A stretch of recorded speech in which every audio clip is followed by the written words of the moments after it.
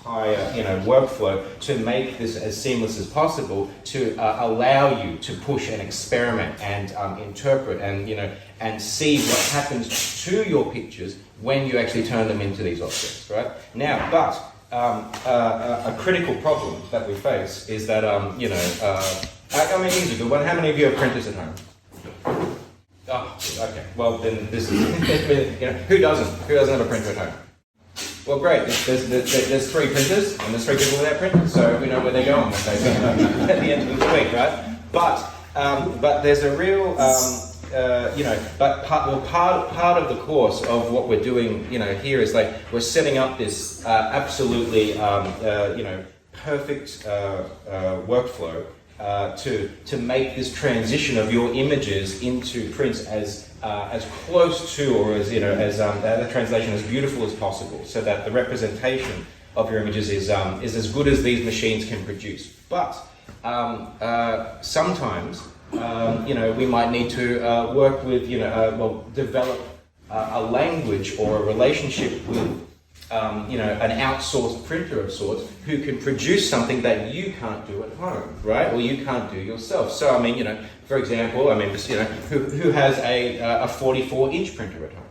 We've got Christian, you know what I mean, right? So it's just like, so the moment that you want to go beyond the scope of even this kind of small setup that we have here, the moment you want to go, you have to start collaborating with someone else, right? Well, in this case, just Christian. Okay, so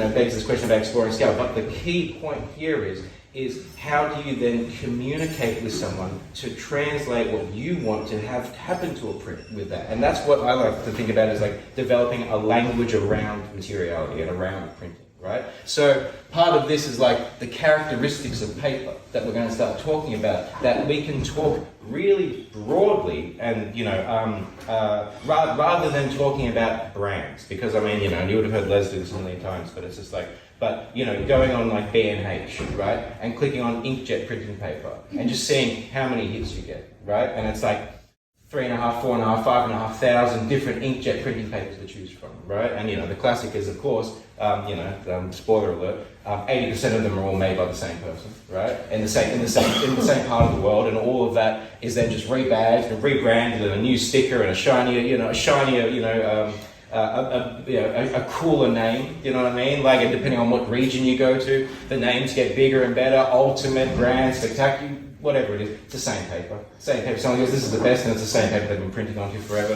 The same kind of idea. So, but the key distinction that separates all of this stuff is the developing this language that we can use to reference, so that it doesn't matter what paper we fall in love with, it's the material properties of that paper that we fall in love with. And that means you can talk to anyone, doesn't matter how big or how small or whatever it is, what brand, doesn't matter. You can talk to these people about this particular language to help inform what you want to get out of the print, right? And how to add this, how to return a form of the third dimension to your images. Because of course, right, photographs, even as prints, even as objects in this world, still two-dimensional, right? Still flat. So what can we do? What are the values that we can add and bring to material, to our, by the choices we make through the material that we choose, to value add to these pictures? You know what I mean? Now, it's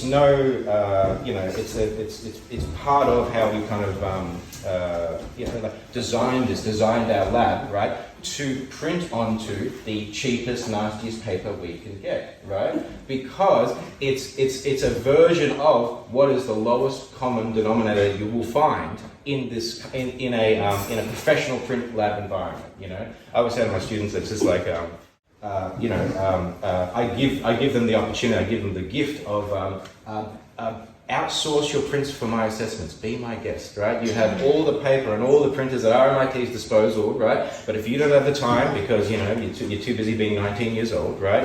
Then go to Officeworks, right? And be my guest, right? And then what happens when they come back? Oh, they're a bit shit, and I'm like, I wonder why, right?